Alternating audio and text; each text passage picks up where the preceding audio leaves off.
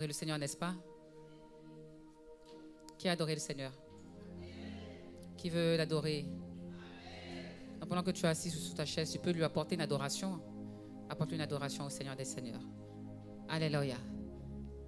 La foi qui sauve. Dis à ton voisin, la foi qui sauve. On sait tous plus ou moins que la foi sauve, n'est-ce pas? Mais si on dit la foi sauve, ça veut dire qu'il y a plusieurs origines de la foi, n'est-ce pas? Est-ce que vous êtes d'accord avec moi? Il y a plusieurs origines de la foi. Il y a la foi qui sauve et il y a la foi qui ne sauve pas, ça veut dire. Est-ce qu'on est d'accord avec moi? Il y a une foi qui ne sauve pas et il y a la foi, celle qui vient, on verra tout à l'heure, qui sauve. Alors dis à ton voisin, la foi qui sauve. Est-ce que ce matin, tu as la foi qui sauve? Pose la question à ton voisin. Est-ce qu'en ce matin, tu as la foi, tu possèdes cette foi-là qui sauve? Parce que toutes les foi ne sauvent pas. Il y a beaucoup de foi. Il y a des fois, on verra tout à l'heure, je ne dis pas tout maintenant. Mais est-ce que ce matin, tu as la foi qui sauve? Pose encore la question à ton voisin. Est-ce que tu as la foi qui sauve? Je prie vraiment le Seigneur de t'accorder cette grâce, d'être dans la foi qui sauve. Éphésiens 2, 8.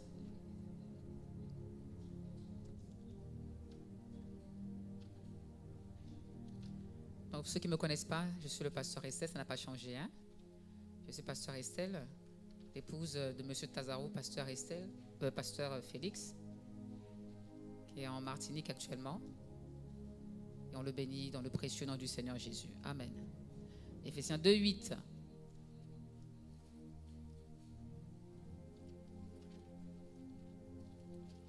Éphésiens 2, le verset 8. On peut tous lire ensemble la parole du Seigneur au nom du Seigneur Jésus. En effet, on n'a pas la même version. En effet, c'est par la grâce que vous êtes sauvés. En effet, c'est par la grâce que vous êtes sauvés. Et on va beaucoup plus loin c'est-à-dire que comprendre que par la grâce on est sauvé ne suffit pas, n'est-ce pas? On nous dit plus bas, par le moyen de la foi. Donc ça veut dire que sans la foi, on ne peut pas être sauvé. En réalité, c'est pas, vous allez voir plus bas que, en réalité, c'est pas la foi qui sauve, hein. C'est ceux en qui on croit qui sauve. Si on met foi en celui qui sauve. Donc en soi, la foi ne sauve pas. C'est l'objet de la foi qui sauve. Est-ce qu'on me comprend jusque-là? C'est très important à comprendre. Quand on dit la foi sauve, en réalité, ce n'est pas la foi qui sauve. C'est le fait de croire au Seigneur Jésus, n'est-ce pas, qui va sauver. Donc ce verset nous dit que c'est par la grâce que vous êtes sauvés. Ça veut dire que ça ne vient pas de nous. C'est une grâce qu'on nous fait, c'est un don qu'on nous a fait. Et par le moyen de la foi. Et regardez plus bas, et cela ne vient pas de vous, c'est le don de... Donc nul ne peut se sauver lui-même. Nul ne peut faire des actions, quelles que soient les œuvres que tu vas faire, ce ne sont pas tes œuvres qui vont te sauver. C'est une grâce que Dieu fait à l'homme. Dieu fait un don aux hommes par la grâce et au moyen de la foi. Donc ça veut dire que Dieu fait sa part, mais l'homme aussi doit croire. Il faut croire par le moyen de la foi. Amen. On va aller dans Jean 17, le verset 3. On va lire les versets et ensuite on reviendra au verset de base. Jean 17, le verset 3.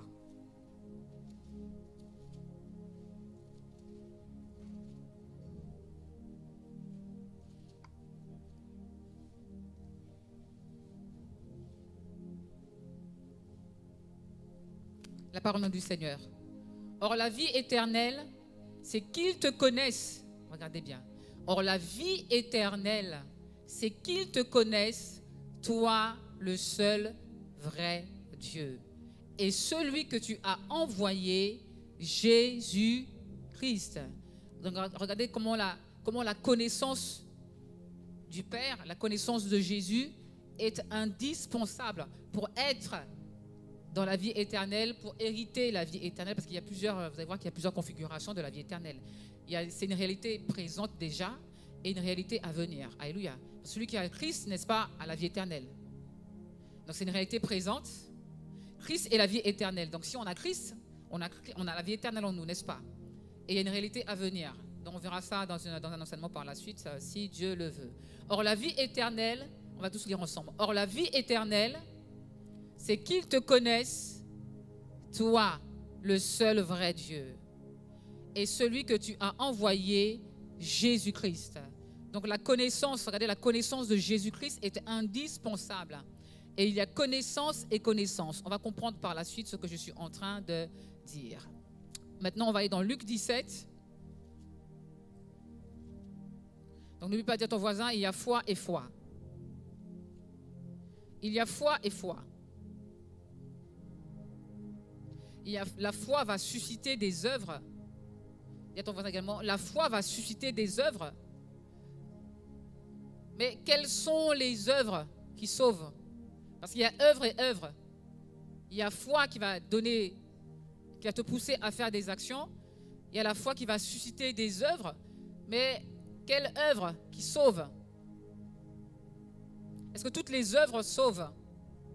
La foi va susciter des œuvres. Maintenant, est-ce que ce sont ces œuvres-là qui vont sauver? Donc on va comprendre encore tout à l'heure. Luc 17, le verset 11. Donc je prie qu'en ce matin que tu puisses analyser la foi, ta foi, ce matin. Et les œuvres de cette foi-là. Parce que la foi va susciter des œuvres. La foi va toujours inspirer des œuvres. Mais ces œuvres-là, est-ce que ce sont des œuvres de la foi de l'esprit, je parle. Parce qu'il y a la foi humaine également. Luc 17, du verset 11 au verset 19. Et là, on va commencer la prédication tout à l'heure. La parole du Seigneur. Alors qu'il se rendait à Jérusalem, Jésus passait entre la Samarie et la Galilée.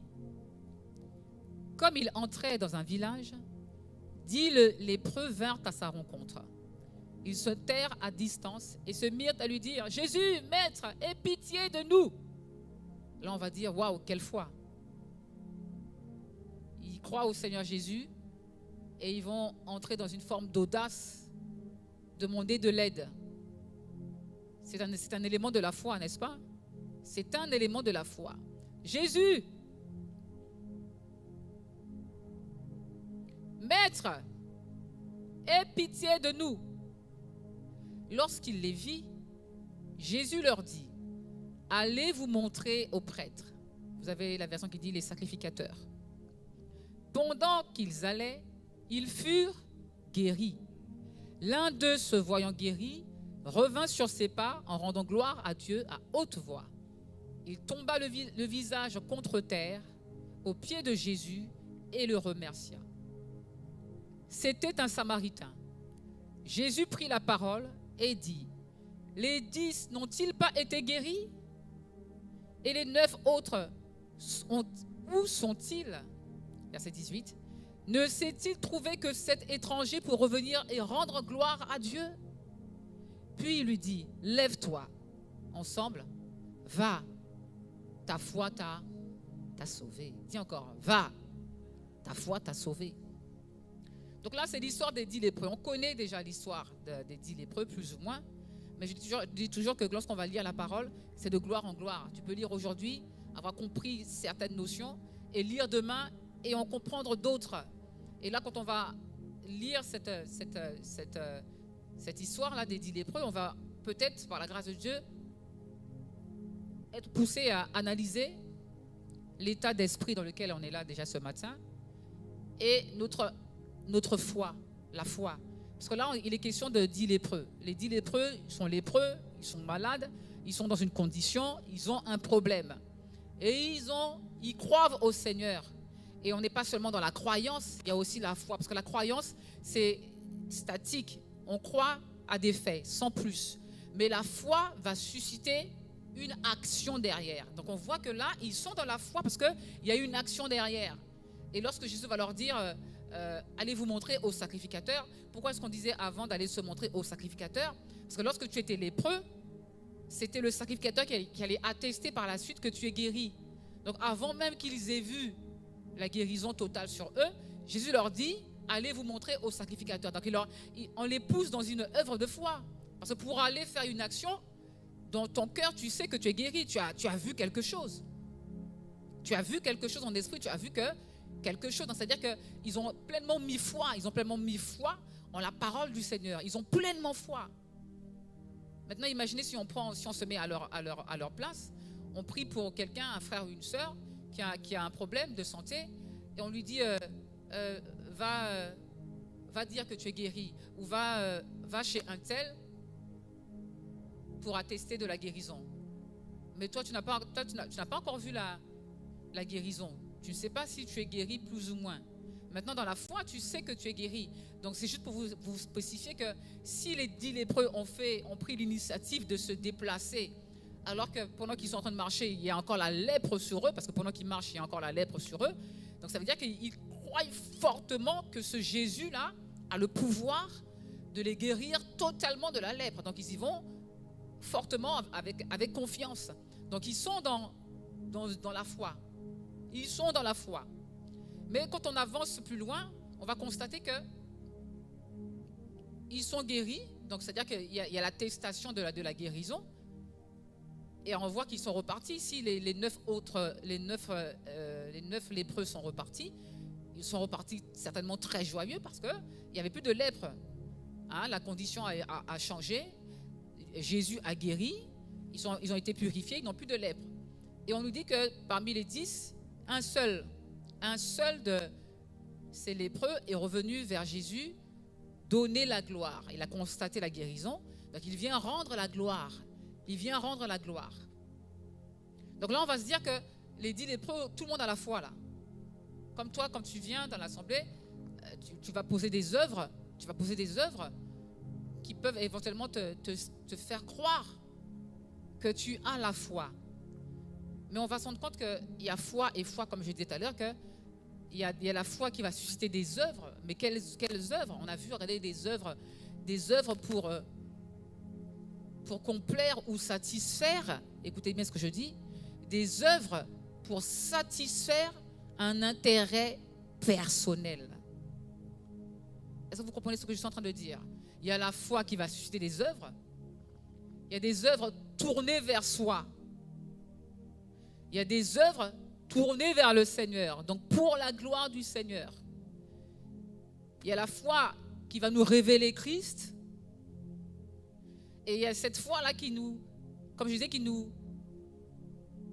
pousse à chercher ou à se complaire dans nos intérêts personnels. Et pourtant, c'est la foi. Pourtant, tu crois au Seigneur Jésus. Tu sais qu'il est capable. Tu sais qu'il peut guérir. Tu sais qu'il peut faire des grandes choses, qu'il peut répondre à tes attentes, hein, répondre à tes problèmes, te soulager dans certains problèmes. Pour autant, regardez, on va comprendre par la suite que c'est une foi qui est, je dirais, dangereuse. Parce qu'en réalité, est-ce que cette foi-là nous révèle Christ? Est-ce que cette foi nous attire au Seigneur? Parce que regardez, il a la foi, il sait que Jésus est Seigneur. Les 9, ils savent que Jésus est Seigneur. Je peux attester que c'est le Christ, le Messie, le Fils de Dieu. Hein? Donc ils viennent là à la source qui peut répondre aux attentes, qui peut soulager, comme beaucoup viennent à l'église. Je parle même de l'église universelle. Hein? Beaucoup ont donné leur vie au Seigneur, et s'attendent à des grandes choses avec ce Seigneur-là, avec le Seigneur Jésus. Donc on sait qu'il peut tout faire. Comme les 9 lépreux, il peut guérir, c'est sûr, il peut guérir. Mais comment se fait-il qu'ils sont dans la foi? Ils ont des éléments de Jésus. Ils connaissent Jésus à peu près. Il y a une dimension de connaissance ou de révélation éventuellement qui leur manque et qui va empêcher la reconnaissance éternelle. Donc la manifestation de la vie éternelle. Parce qu'on disait que, vous voyez, lorsque l'Esprit en nous habite en nous, il va nous révéler le Christ. Le Saint-Esprit nous révèle Christ. Hein. Mais maintenant, regardez, c'est pour celui qui cherche, pour celui qui aime, pour celui qui cherche, pour celui qui veut, pour celui qui aspire. Hein. C'est-à-dire un état d'esprit dans lequel on est, une disposition, comme avait dit dans l'exhortation l'Ancien, une disposition va nous permettre d'entrer dans la connaissance de Christ. Donc ça veut dire qu'on peut être dans la foi, une foi orchestrée par un intérêt personnel, ne va jamais nous révéler le Christ. Donc on peut dire que Christ est Seigneur, Christ est Sauveur, Christ est Maître, Christ est à une dimension insondable. Hein? Mais le dire sans pour autant expérimenter cela, parce qu'il y a une foi là, humaine, hein, orchestrée par l'humanité, un intérêt personnel, et cette foi-là ne va jamais nous révéler Christ et nous faire entrer dans l'éternité, nous faire perdurer dans la marche en Jésus.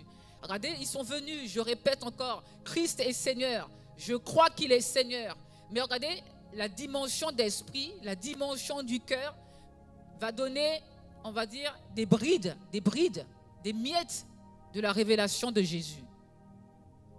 Donc c'est-à-dire que, regardez, si à chaque fois on est dans la foi, une foi qui est orchestrée par un intérêt, on n'a pas la plénitude, bien sûr c'est à venir, la connaissance de Christ dans sa totalité c'est à venir, mais je parle des éléments qui nous attachent à Jésus, des éléments qui nous révèlent Christ et qui fait qu'on perdure dans cette marche sur la terre avec Jésus, cette marche provisoire, et on est attaché, on est au pied du Seigneur, on demeure au pied du Seigneur, quelles que soient les circonstances, quels que soient les événements, quelles que soient les péripéties, on a la révélation de Christ, donc on va demeurer, quel que soit ce qu'on vit, quel que soit ce qu'on voit, on va demeurer parce qu'on n'est pas dans une foi orchestrée par un intérêt. Est-ce que je parle à l'église ce matin?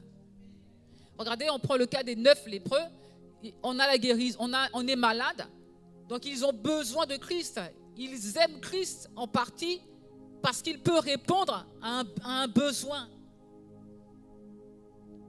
Leur regard est tourné sur un problème seulement. Donc, comme le regard est tourné que sur eux, sur un problème, ils n'ont pas la possibilité d'aller beaucoup plus loin dans la révélation avec Jésus. Et c'est pour ça que regardez que beaucoup de chrétiens vont mourir dans les temps à venir. Beaucoup de chrétiens vont abandonner la foi, vont mourir, parce que regardez, si on reste focalisé sur un intérêt et que l'intérêt est répondu, on peut abandonner. Comme regardez, on prend ces 9 lépreux, ils ont un intérêt, ils ont juste une petite révélation, une bride, un élément de connaissance de Jésus. Il sauve, il guérit, ils n'ont pas la révélation de Jésus sauve. Parce qu'on peut dire que Jésus sauve. Quelqu'un peut dire avec moi, Jésus sauve. Tu peux dire théoriquement que Jésus sauve. Mais maintenant, est-ce que tu as la révélation de ce Jésus qui sauve? Parce que lorsqu'on a la révélation, on a dit qu'il y a une œuvre qui va suivre d'éternité. La dimension de gloire qui se révèle dans l'éternité va également se révéler chez toi. Donc tout le monde peut dire, est-ce qu'on tous peut dire Jésus sauve? Jésus sauve. Et pourtant, tu peux dire que Jésus sauve et être dans la mort spirituelle toujours. Parce que tant qu'il y a des éléments d'intérêt personnel qui vivent en nous, on n'a pas la révélation de l'éternité en réalité. On n'a pas la révélation de l'éternité, on n'a pas cette marche qui nous stimule à entrer dans l'éternité, à espérer l'éternité et à faire tout ce qu'il faut pour entrer dans l'éternité. Est-ce que je parle à l'église de Dieu ce matin? Christ est Seigneur. Est-ce que tu peux dire également Christ est Seigneur? Mais dans quel état d'esprit tu es en train de dire que Christ est Seigneur? Est-ce que tu as la révélation que Christ est Seigneur au point que tu fais même des expériences de la seigneurie de Jésus? Donc à chaque fois, regardez, à chaque fois qu'on a un intérêt, on a des brides. On n'a pas la révélation. Parce que la marche en Jésus, c'est par la révélation, les bien-aimés. Je vous dis ça avec tout mon cœur. La marche en Jésus, en réalité, c'est des révélations qu'on va recevoir tout le temps. C'est des révélations. On prend le cas des 10 lépreux. Regardez les 10 lépreux. Ils sont tous dans la foi. La foi, il est Seigneur. J'ai foi qu'il peut ci. J'ai foi qu'il sait faire ça. J'ai foi. Hein? Mais comment se fait-il que il y en a un seul, parmi les 10, il y en a un seul qui revient au pied du Seigneur, glorifier le Seigneur, lui rendre la gloire, s'attacher au Seigneur. Donc ça veut dire qu'il y a foi et foi. Il y a des fois qui nous maintient, regardez, dans les problèmes, malgré qu'on a la foi, mais comme on n'est pas dans la dimension de la vie de Christ, on va rester malade. On va rester malade, courbé, parce que c'est la révélation qui donne la vie. La révélation, c'est comme un élément, je ne sais pas comment je peux imager ça aujourd'hui. Regardez, c'est comme une dimension du Christ qui rentre en toi. On va dire comme une... c'est pas évident à expliquer ça. Comme une boule d'eau en toi. Et lorsque tu as la révélation, cette boule d'eau explose en toi. Est-ce qu'on comprend? Et cette eau est en train de se répandre sur tout ton corps. Et prend toute la place. La révélation, c'est ça. C'est-à-dire que dès qu'on a une révélation, il y a quelque chose. Il y a un dépôt qui va s'installer. Et ce que je déplore aujourd'hui, c'est que la perdition sera grande. Si on n'est pas dans la révélation, la perdition sera très, très, très, très, très grande. L'ignorance va augmenter. L'apostasie va augmenter. Beaucoup de chrétiens ont l'impression qu'ils sont à Jésus, mais ils ne sont pas à Jésus. Beaucoup pensent qu'ils sont dans la foi, mais ce n'est pas cette foi qui nous révèle Christ et cette foi-là qui sauve. C'est-à-dire qu'elle va diminuer, elle va même disparaître parce que, regardez, orchestrée par un intérêt. Il y a quelque chose qui nous attire, mais ce n'est pas Christ qui nous attire, c'est ce que Christ peut me donner ou Christ sait faire qui m'attire. Et si on est dans ce cadre-là de chrétien, il peut faire ça. J'ai un problème. Bien sûr qu'il répond aux attentes. Bien sûr qu'il est Seigneur. Bien sûr que si tu as un problème, il va te soulager. Bien sûr que si tu es malade, il va te guérir. Mais c'est beaucoup plus que ça. C'est beaucoup plus que ça. C'est cette foi qui fait qu'on s'attache. On s'attache à ce Dieu. On sait qui il est. On aime sa personne. On aime sa personne. Pas juste parce qu'il sait faire ça, mais parce qu'il est ça. Il est ceci. Il est Seigneur. Il est. Donc on s'attache à son identité, à sa personne divine. Alors ce matin, pour quelle raison on est là? Quelle foi qui nous stimule ce matin à venir? Quelle foi qui nous stimule ce matin à venir? Regardez, j'en parlais il n'y a pas tant longtemps le pasteur, on peut être même dans une foi humaine, on est stimulé par un homme. On est stimulé par un homme, on va faire plus d'efforts parce que c'est un tel, parce que c'est lui, parce que c'est une foi qui... C'est pas la foi qui nous révèle le Christ. Donc ça veut dire que on peut abandonner à tout moment, on peut lâcher à tout moment. Parce que cette foi-là, c'est une foi du moment, c'est une foi éphémère, c'est une foi qui s'arrête. Dès qu'on a obtenu ce qu'on voulait, cette foi-là s'arrête. Mais la foi, cette connaissance-là de Christ fait naître cette foi-là qui nous amène jusqu'à l'éternité. Quels que soient les vents, quelles que soient les marées, quelles que soient les tempêtes, quel que soit un tel est là ou un tel n'est pas là. Je suis dans une dimension du Seigneur parce que j'ai la révélation de Christ.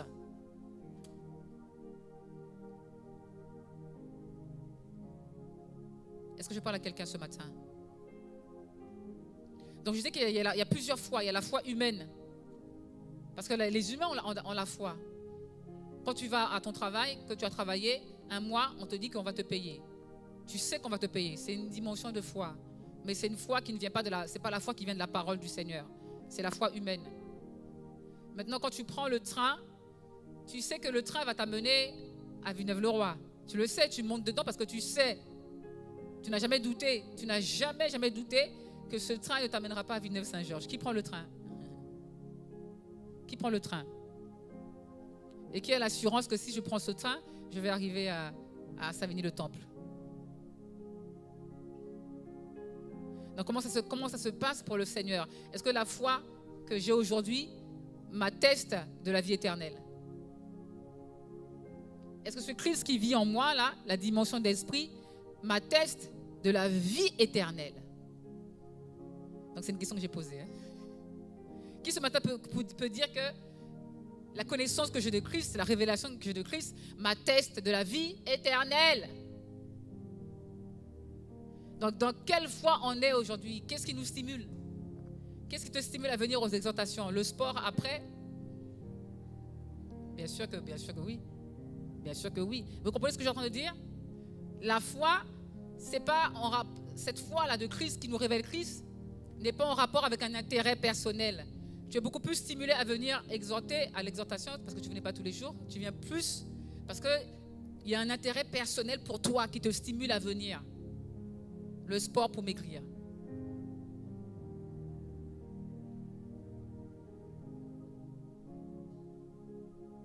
N'est-ce pas que c'est la vérité?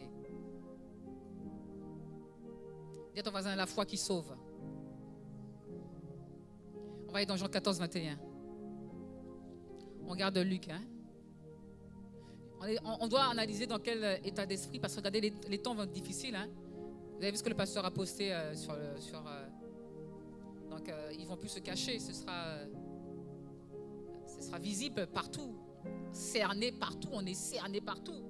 Donc, c'est à analyser dans quel état d'esprit on est en train de marcher aujourd'hui avec le Seigneur. Dans quelle dimension de foi on est aujourd'hui. Avons-nous la révélation de Jésus? Avons-nous la révélation de Christ? Avons-nous l'attestation à cause de cette foi de la vie éternelle? As-tu l'assurance du salut? Est-ce que tu as l'assurance du salut? Alors, qui a l'assurance du salut? Par la foi dans laquelle tu es là, tu as l'assurance du salut.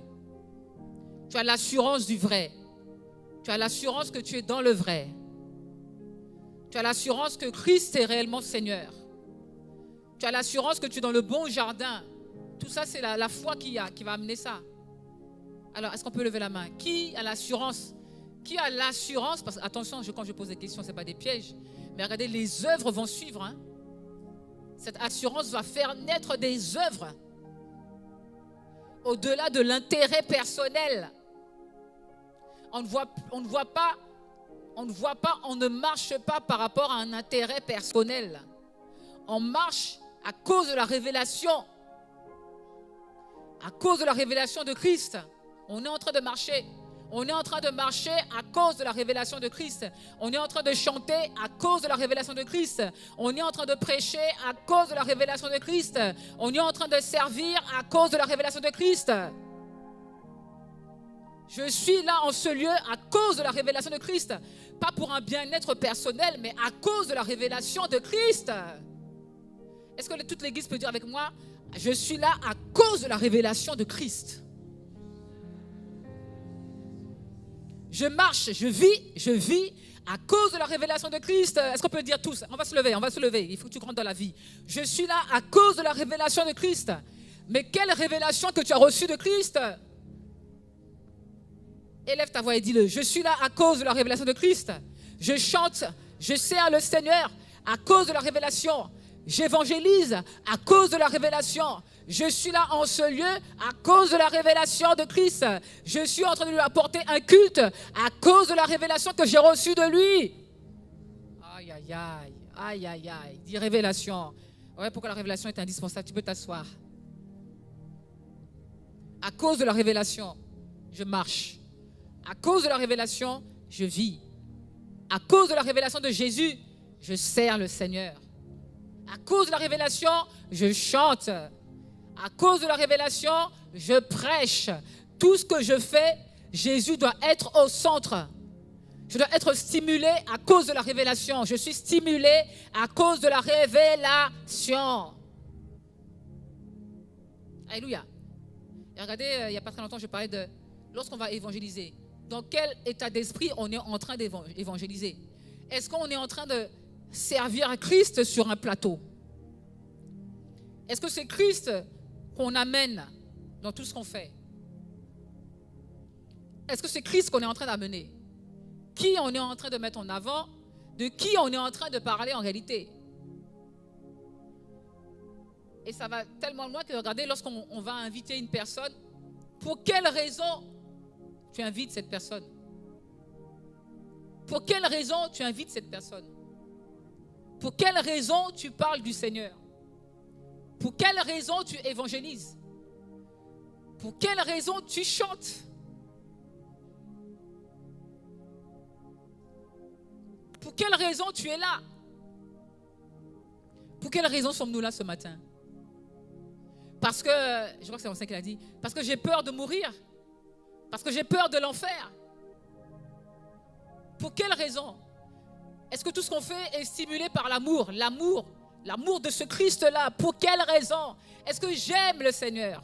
On voit, regardez les neuf lépreux. Ils sont là que par intérêt. Ils n'aiment pas le Seigneur en réalité. Ils n'aiment pas. Ils n'aiment pas. Parce que celui qui aime le Seigneur devient une seule plante. Devient une seule plante avec lui, n'est-ce pas? Donc on a l'impression qu'ils aiment le Seigneur parce qu'ils viennent à Jésus.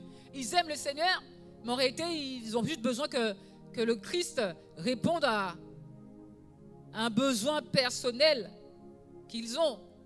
Donc aujourd'hui, regardez, ça nous pousse à nous poser la question, pourquoi on est là? Qu'est-ce qui fait que je suis assidu? Est-ce que je viens parce qu'on m'a dit de venir? Ou est-ce que je viens parce que je veux le connaître? Je veux le connaître davantage. Je veux le connaître. On a dit que, regardez, or la vie éternelle, c'est qu'ils te connaissent. Toi, le vrai Dieu. Et celui que tu as envoyé, Jésus-Christ. Regarde ton voisin, pourquoi tu es là ce matin? Pourquoi tu es là ce matin? Et dis-lui, donne-moi la réponse. Qu'est-ce qui fait que tu es là ce matin? Qui t'attire ce matin? Qui te stimule ce matin? Qu'est-ce que tu cherches en réalité? Qu'est-ce que tu veux?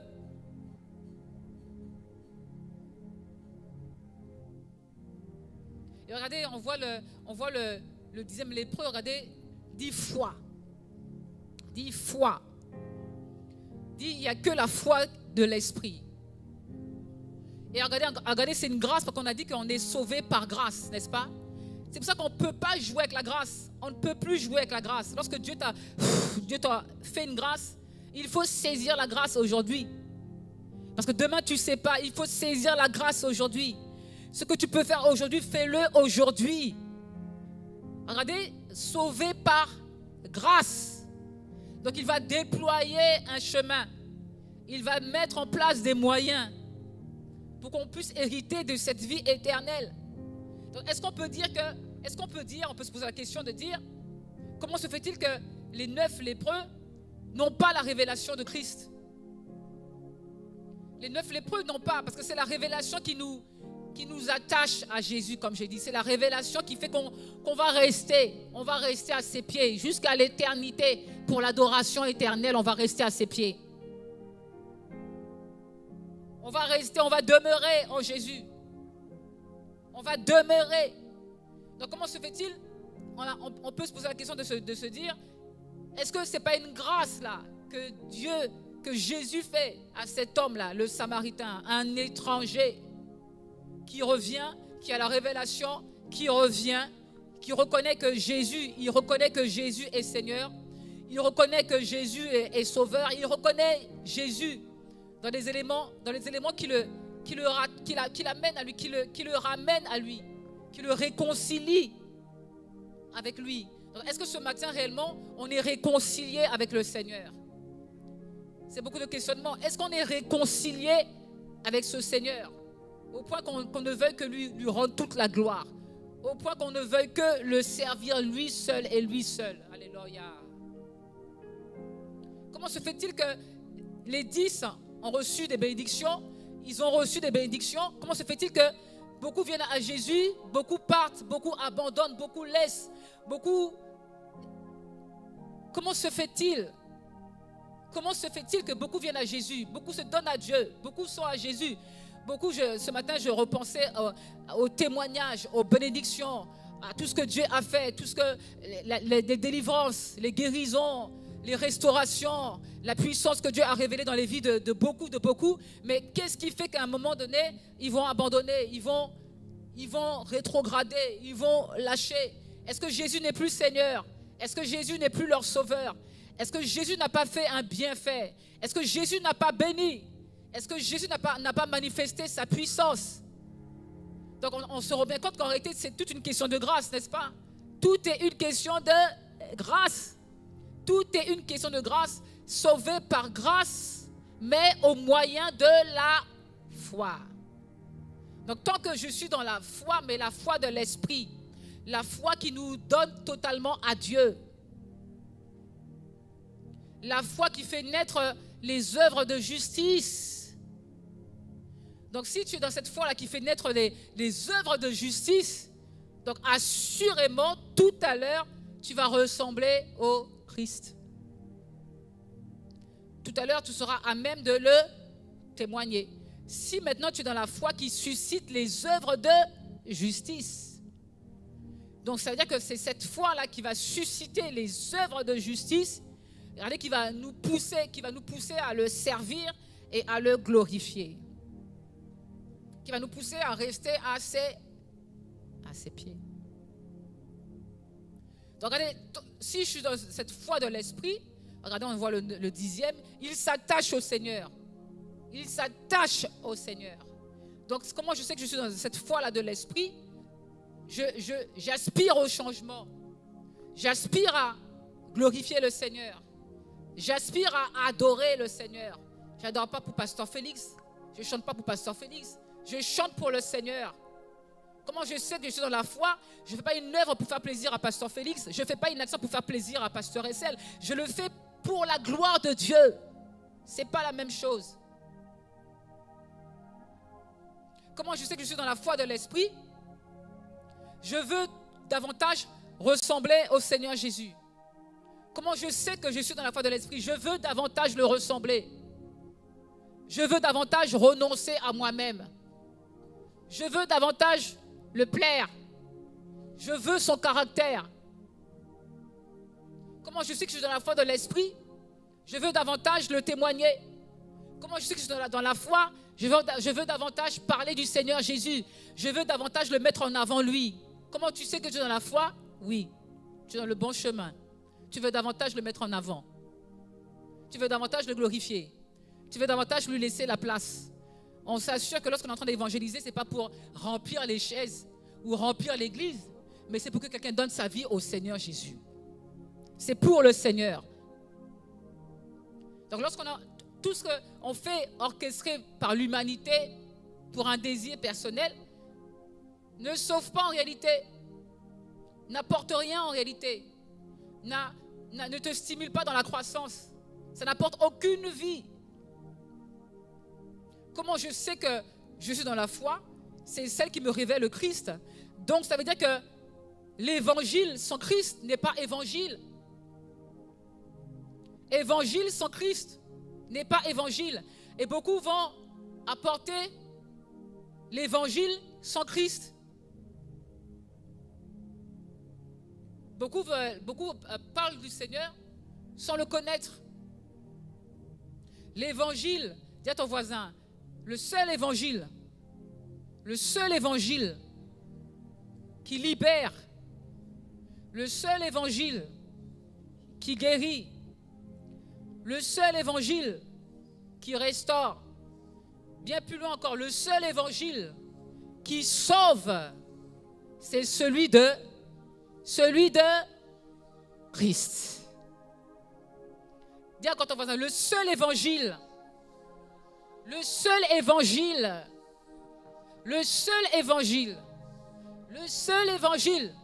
qui sauve, c'est celui de Jésus-Christ. C'est là où Jésus a toute sa place. C'est là où Jésus est donné. On a fait beaucoup cette erreur, n'est-ce pas?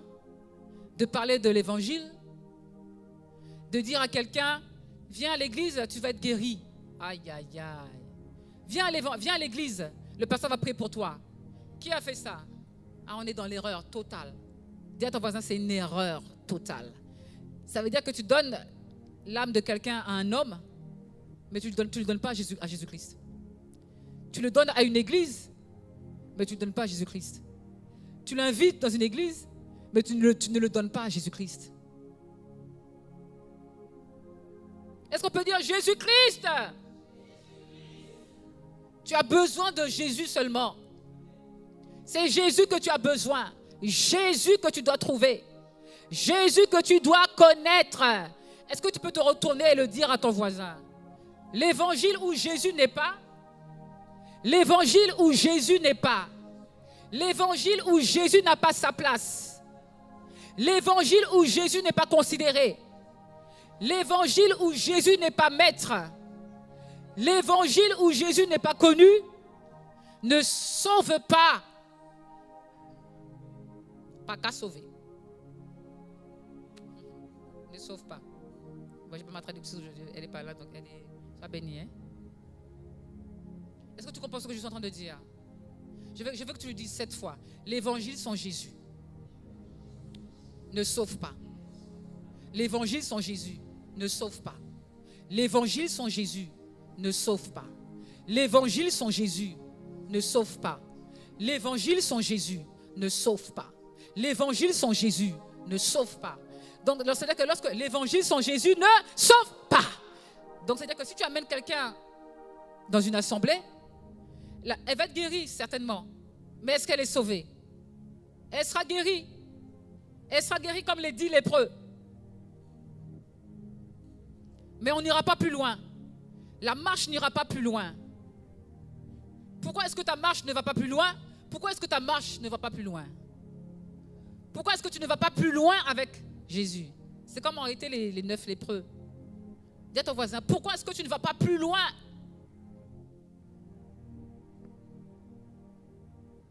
Parce que dans tout ce que tu fais, dans tout ce qu'on fait, ou peut-être dans tout ce que je fais, on ne présente pas Christ en réalité.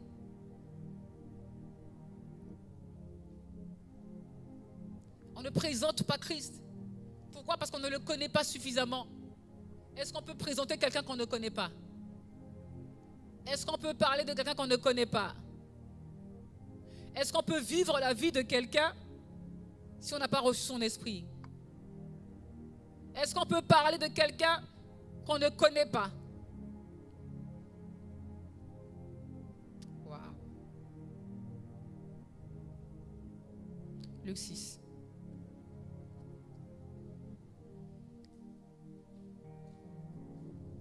Est-ce qu'on peut amener quelqu'un à Christ si nous-mêmes on n'est pas à Christ? Aïe, aïe, aïe. Est-ce qu'on peut donner Christ si on n'a pas de considération de Christ? Si on ne l'aime pas, est-ce qu'on aime Christ? Ah, la question se pose ce matin, est-ce qu'on aime le Seigneur? Est-ce qu'on l'aime? Est-ce que tu aimes le Seigneur Jésus? Est-ce que tu l'aimes? Est-ce qu'il est au centre de ta vie? Est-ce que tu dépends de Jésus? Est-ce que tu dépends de lui? Luc 6, 46. Christ. Luc 6, 46. La parole au nom du Seigneur. Pourquoi m'appelez-vous Seigneur, Seigneur? Et ne faites-vous pas ce que je... Aïe, aïe, aïe. Pourquoi m'appelez-vous Seigneur, Seigneur, Seigneur, Seigneur, Seigneur, Seigneur, Seigneur? Et ne faites-vous pas ce que je... Aïe, aïe, aïe. Hein? Pourquoi m'appelez-vous Seigneur? Mais vous n'obéissez pas à ma parole. Alléluia. 1 Jean 5, 20.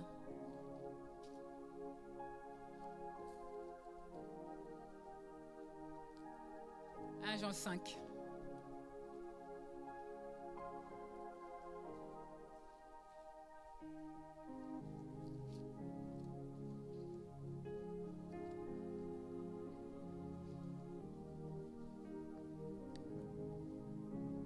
On l'a trouvé, 1 Jean 5, le verset 20.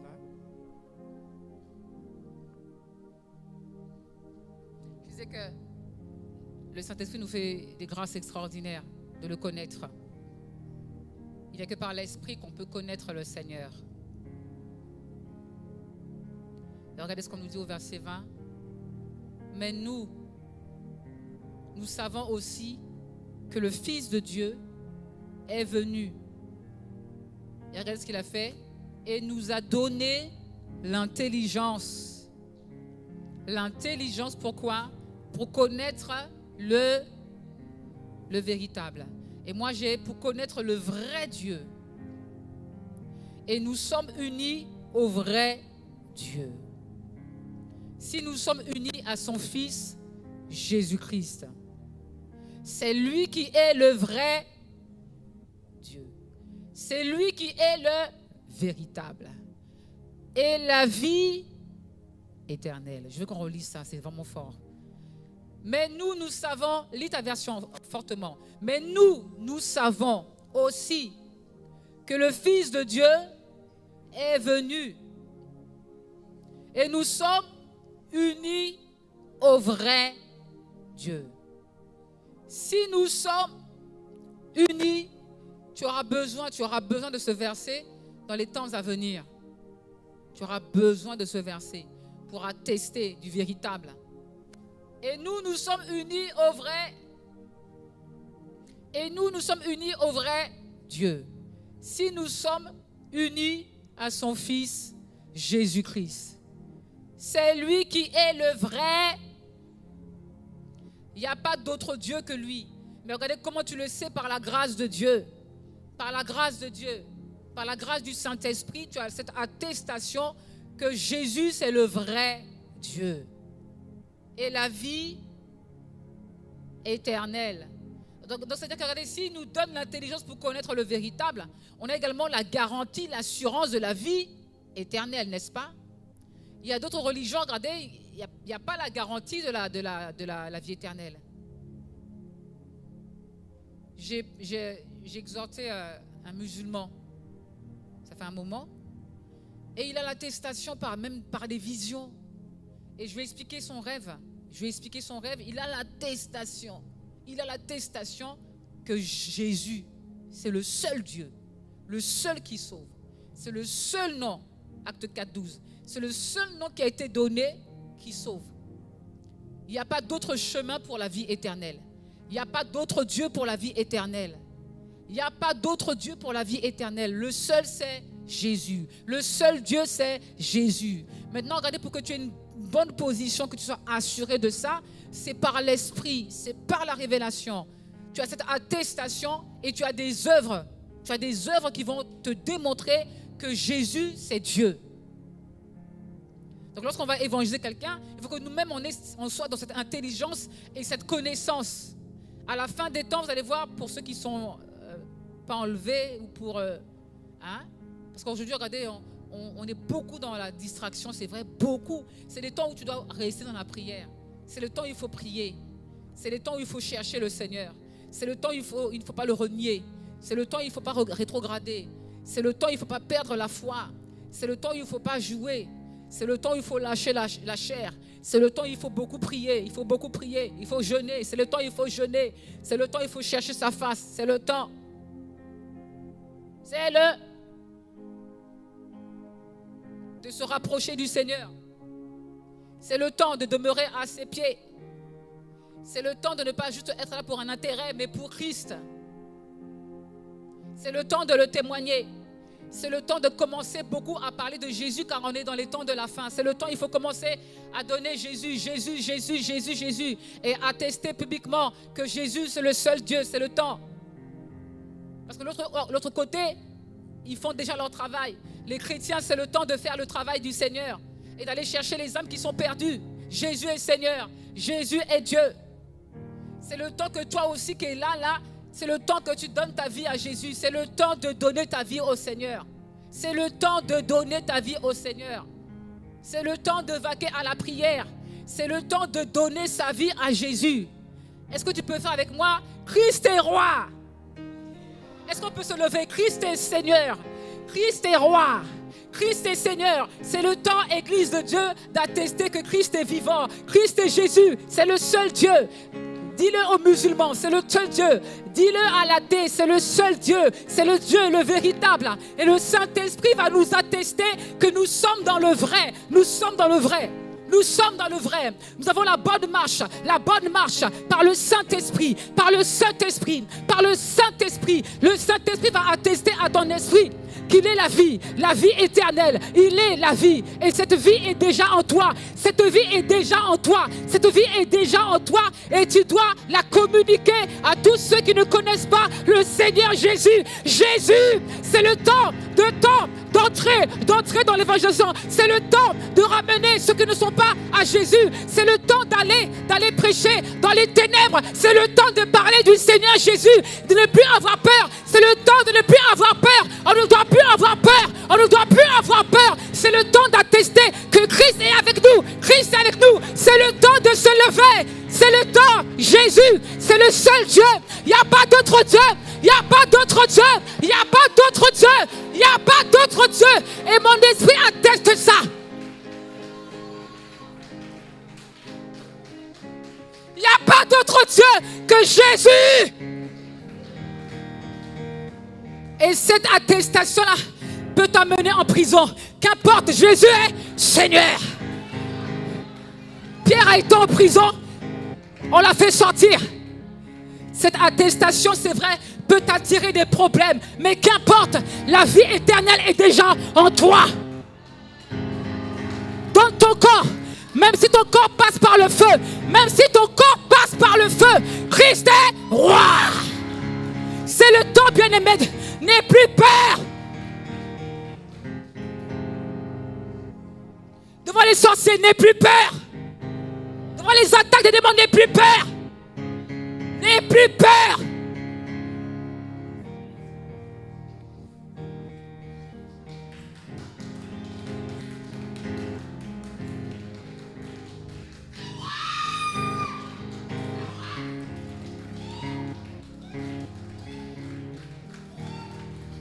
Donc le mouvement, il est à l'extérieur. Donc plus vous rentrez dans la vie, vous allez comprendre. Plus vous rentrez dans la vie de l'esprit, vous allez comprendre que le mouvement, il est à l'extérieur. Le travail est à l'extérieur en réalité. Le travail est à l'extérieur. Le travail est à l'extérieur en réalité. Le travail est à l'extérieur. Le compte céleste. Le compte céleste est ouvert. Alors, on doit amener des âmes au Seigneur. On doit attester de qui on a reçu. Qui on a reçu.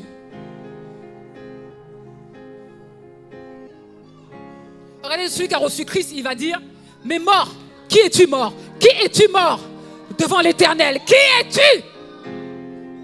Mais ça, c'est l'attestation du Saint-Esprit en nous. Il est le véritable et l'intelligence nous fait comprendre, nous fait connaître qu'il est le vrai Dieu. Le vrai Dieu, le seul vrai Dieu. Comme le pasteur Félix aime chanter, le seul vrai Dieu, le seul vrai Dieu. Et si maintenant tu as le vrai Dieu en toi, la Bible dit que c'est le seul nom qui fait fléchir les genoux.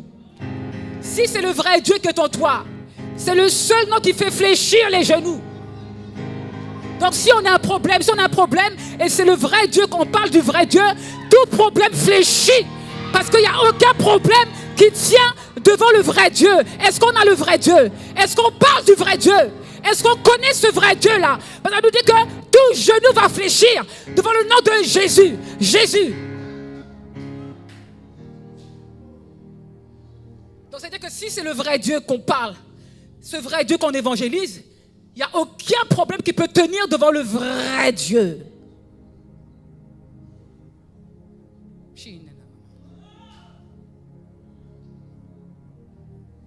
Et regardez, tout est une question de foi. Je parle à quelqu'un là, tout est une question de foi. Quand, même si on te surveille, regardez, moi je suis resté un temps où les esprits, les mauvais esprits me surveillaient. Ils ont pris la fuite. Quand j'ai connu le vrai Dieu, vous savez, quand j'ai connu le vrai Dieu, j'avais des esprits qui me visitaient, je ne dormais pas, je ne me dormais pas. Parce qu'ils venaient et je combattais, mais mal. Quand j'ai connu le vrai Dieu, j'ai reçu la prière d'autorité, j'ai fait au nom de Jésus. Ils ne sont plus revenus, ma soeur Médina. Ils ne sont plus revenus.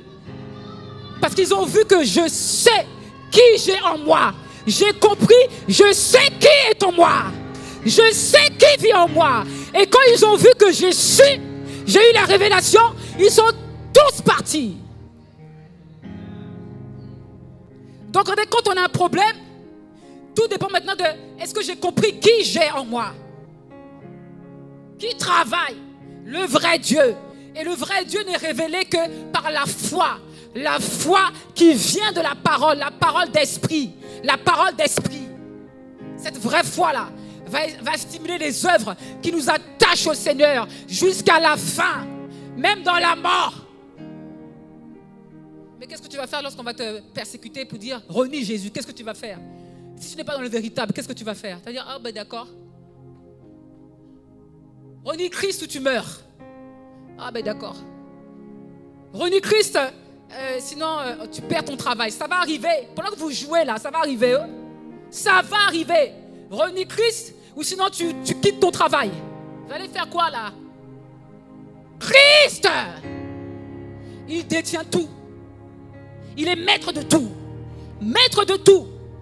Le Dieu des esprits, il commande là, à gauche, à droite, en bas, partout Christ. Donc n'aie pas peur d'attester que ça va arriver, bien aimé. On diminue sous ton salaire, ça va arriver, bien, ça va arriver. Donc vraiment, soyons dans l'essentiel. Cherchons à connaître Christ. Cherche à savoir qui tu as reçu. Cherche à savoir si réellement tu as donné ta vie au Seigneur. Mais réellement, est-ce que tu as donné ta vie à Jésus réellement? Parce qu'il y a des temps, les temps vont venir, on va te demander de démontrer. Il y a des temps vont arriver, on va te demander, mais c'est qui ton Dieu là? C'est qui ton Dieu? Qui il est? Et dans les temps, regardez, parce que maintenant les choses sont publiques, on va commencer à manifester qu'il n'est rien, Christ n'est rien. Il n'est rien. Ah, il est invisible. Ah, il n'est pas vivant. Non, il est resté dans le tombeau. Il n'est pas resté dans le tombeau. Mais c'est toi aujourd'hui. C'est toi qui es la révélation de Jésus aujourd'hui. C'est toi qui dois le faire vivre. C'est toi qui dois le faire vivre. C'est toi qui dois le témoigner, qui dois le faire vivre. Parce qu'on dira, de plus en plus, on va dire, non, il est mort. Non, votre Dieu là est mort. C'est quel Dieu ça? Ce n'est qu'un homme. Non, c'est qu'un prophète. Il est Seigneur. Il est Dieu. Et il a tout créé. Qu'est-ce que tu vas faire quand on va t'attaquer, quand on va te persécuter? Tu vas dire, ah, Pasteur Félix. Mais Pasteur Félix, peut-être qu'il sera enlevé. Vous allez faire comment quand Pasteur Félix va être enlevé? Tu vas dire, Pasteur Félix, au secours. Là, maintenant, tu dois analyser ta foi. Où est-ce que tu es assis? Est-ce que tu es assis dans la parole? Est-ce que cette parole-là, cette foi te permet chaque jour de te rapprocher du Seigneur et de le connaître? Et de poser les œuvres qui stipulent que tu le connais à une dimension. Donc, est-ce que tu as reçu le Seigneur Jésus? Est-ce que tu as reçu le Seigneur Jésus? Est-ce que tu as reçu le Seigneur Jésus dans ta vie? Est-ce qu'il est maître? Parce qu'il doit être maître. Est-ce qu'il est maître de ta vie? Est-ce que tu es dépendant de lui? Est-ce que c'est lui qui décide? Aïe, aïe, aïe. Est-ce que c'est lui qui décide? Est-ce que c'est lui qui décide ou c'est ta chair? Ou tes intérêts? Est-ce que tu es là juste pour un intérêt? Comme les 9 lépreux, un intérêt. Oui, il est Seigneur. On peut tous dire, il est Seigneur. Et pour autant, on est là que pour un intérêt. Parce que celui qui est dans la foi sert le Seigneur.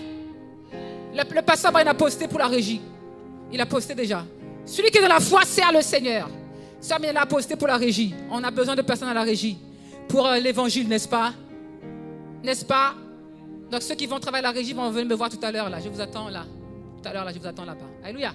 On doit travailler pour qu'un maximum donne leur vie à Jésus. Peut-être voisin, je dois travailler pour qu'un maximum donne leur vie à Jésus. Tu as le temps de faire ton sport, hein? Pendant que tu fais le sport, prie aussi. Tu peux pendant que tu fais le sport.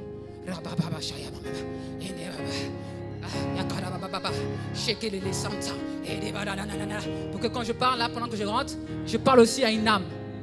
2 heures, tu peux intercéder pour quand tu sors là, tu parles à une âme également aussi. Tout ce qu'on doit faire doit être en rapport avec Jésus. Tout ce que tu dois faire, Jésus doit trouver son intérêt dans tout ce que tu fais. Il n'y a pas de plaisir personnel. Il n'y a plus ça. On n'est pas là pour ça, le plaisir personnel. On est là pour, même si on se fait plaisir, mais on doit augmenter. On doit augmenter dans le service de Dieu. Tout ce que tu fais pour te faire plaisir, ça doit maintenant te stimuler à faire plus encore pour le Seigneur. Tu dois faire plus. Comment tu sais que Dieu est dedans? Ça te pousse à faire plus encore pour Jésus. Ça te pousse à faire encore plus pour Jésus. Est-ce que ce que tu fais te pousse à faire plus pour le Seigneur? Est-ce que ce que tu fais aujourd'hui te pousse, te stimule à faire encore plus pour l'Éternel, pour le Seigneur? Et là, tu sais que c'est la foi qui vient de Dieu. Ça me pousse à faire encore plus pour le Seigneur. Ça me pousse à faire encore plus de sacrifices. Ça me pousse à chercher, Seigneur, mais qu'est-ce que tu attends de moi? Qu'est-ce que tu attends de moi? Il m'a dit, parle de moi. Parle de moi. Il m'a dit, parle de moi. Il m'a dit, parle de moi, parle de moi, parle de moi.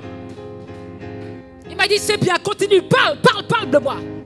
Et regardez, j'avais eu un rêve. Il m'a dit, à chaque fois que tu donnes cette parole, regarde ce que tu es en train de bâtir. Il m'a montré un édifice que j'étais en train de bâtir avec des pierres. Et il m'a montré les dons qui entraient. Et il m'a dit, il m'a appelé il y a un grand temps, il m'a dit, viens. Il m'a dit, c'est bien, continue cette œuvre que tu es en train de faire. Donc c'est-à-dire que ce que tu fais, quelqu'un doit attester que ce que tu fais et Dieu est dedans. Quelqu'un doit attester, le Saint-Esprit doit attester que ce que tu fais, c'est essentiel pour le royaume. Tu peux t'asseoir. Enfin, comme tu veux. Ce que tu fais, sinon, on va rendre des comptes sérieux. Ce que je fais, tout ce que je fais, Christ doit trouver sa part et je dois augmenter même.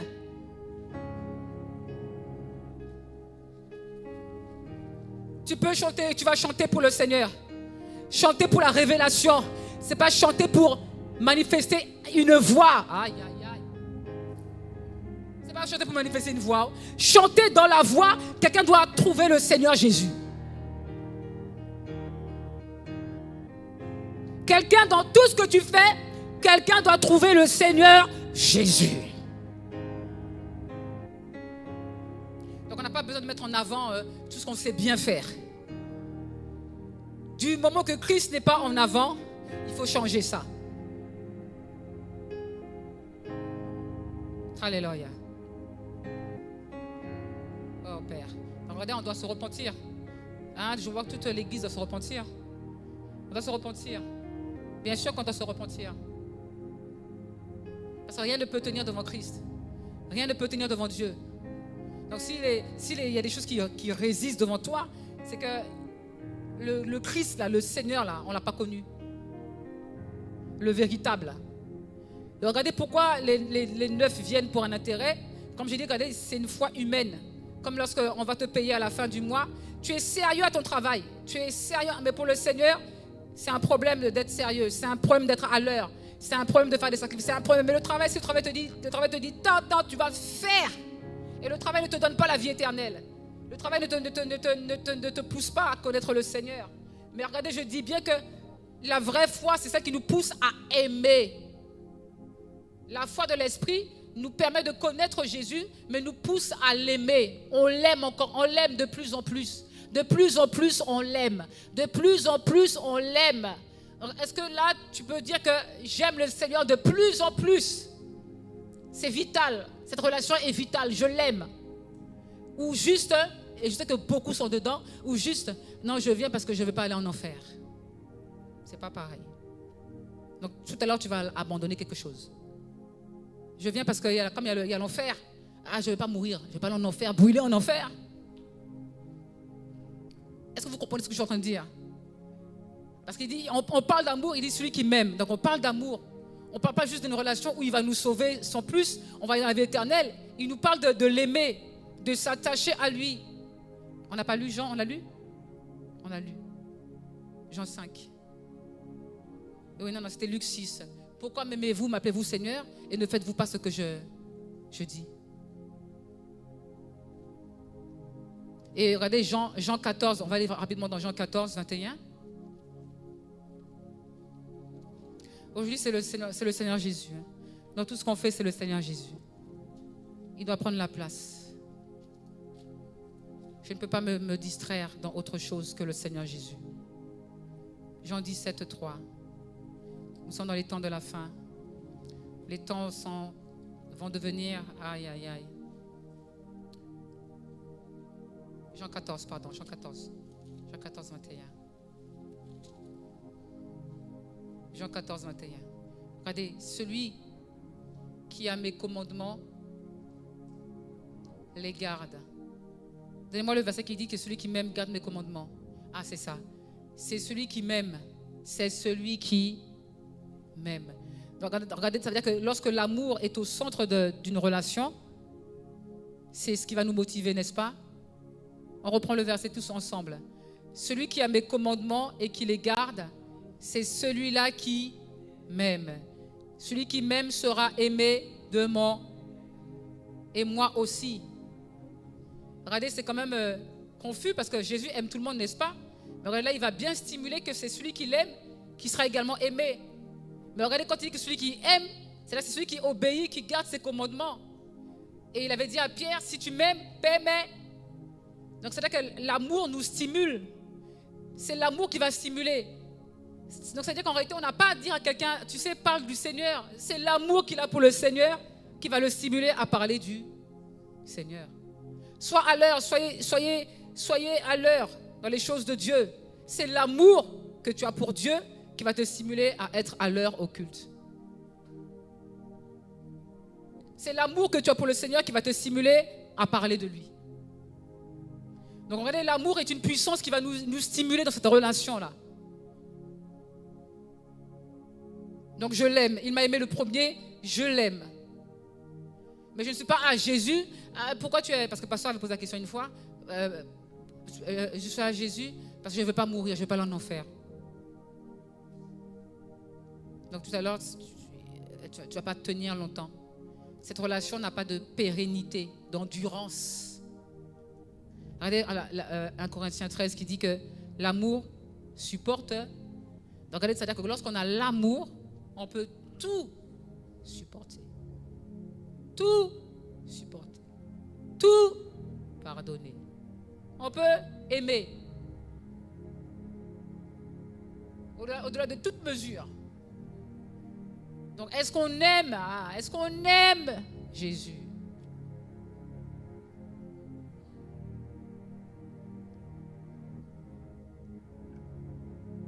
Est-ce qu'on aime le Seigneur Jésus?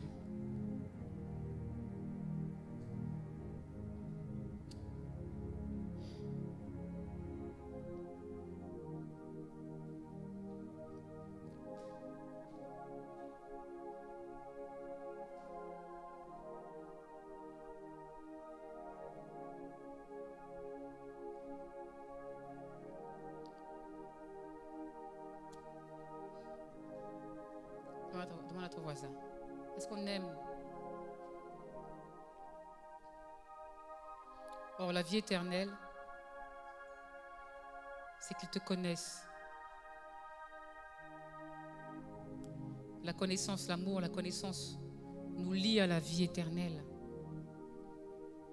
Or, la vie éternelle, c'est qu'ils te connaissent.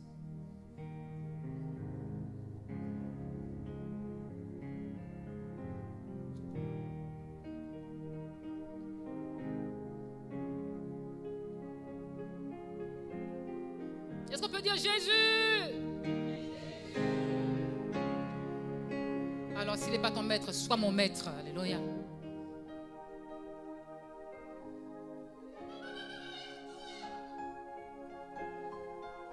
Sois mon maître. Tu es mon maître. Repens-toi. Repentons-nous. D'avoir fait pour les hommes, d'avoir fait pour les femmes, d'avoir fait pour un intérêt. Et encore là, je ne m'adresse pas à tout le monde. C'est toujours quelques-uns qui sortent du... Parce que Dieu fait grâce. Pour que tu le révèles encore. On est en train de partir. Je suis en train de partir avec certains. Je suis déjà... Parce que comme c'est un enfantement que je vais avoir, c'est une grossesse que j'ai, je suis en train de partir avec certains déjà là. Je suis déjà parti avec certains. C'est-à-dire ceux qui sont dans la foi. Cette grossesse que je porte là, on est en train de partir. On est en train de partir pour révéler Christ là où il nous envoie. Alléluia. On est en train de partir. Pour ceux qui s'attachent à cette parole. Pour ceux qui s'attachent à cette parole. Alléluia. On est en train de devenir la révélation de Jésus sur la terre. Alléluia. Alléluia. Alléluia. Oh, vis en nous, vis encore plus. Vis, vis, vis, vis, vis, vis, vis. Parce que tu es vivant. Vis parce que tu es vivant. Vis, parle parce que tu es vivant. Parle parce que tu es vivant. Parle parce que tu es vivant. Église de Dieu, repens-toi. Et donne ta vie au Seigneur. Donne ta vie au Seigneur. Christ, ta vie.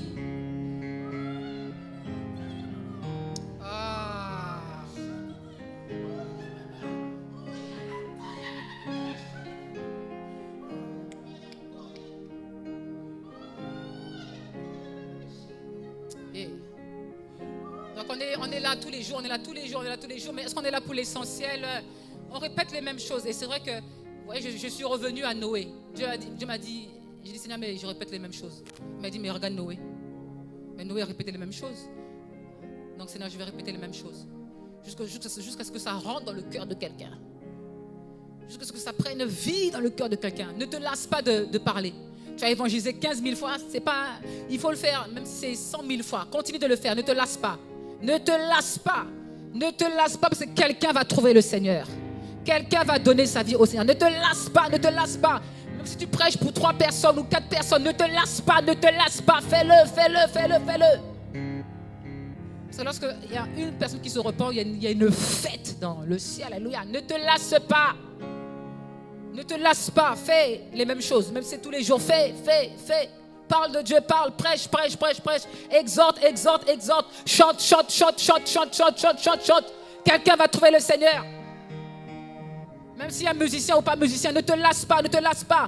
Christ est là, tu es en train de faire une œuvre pour que quelqu'un trouve le Seigneur, quel que soit ce que tu fais.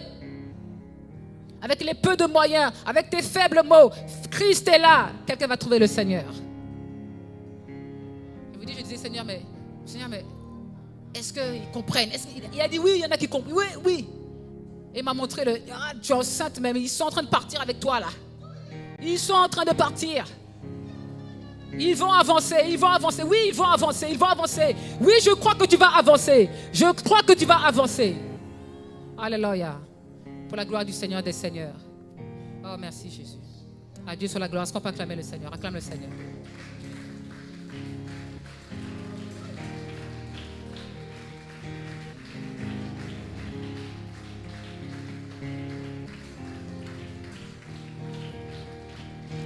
Continue l'œuvre de Christ. Continue ce qui monte en toi, là, ce qui est en train de monter en toi. Ce qui monte là, ce feu qui monte. Continue. Ce zèle qui monte, nourris-le encore. Si tu parles à la même personne, continue de parler. Sème Christ. Multimédia, c'est bien. Multimédia, sois fortifié. Il y a beaucoup de travail. Continue. Christ est là. Continue, multimédia, régie. Continue l'œuvre d'évangélisation. Continue. Avec des faibles moyens.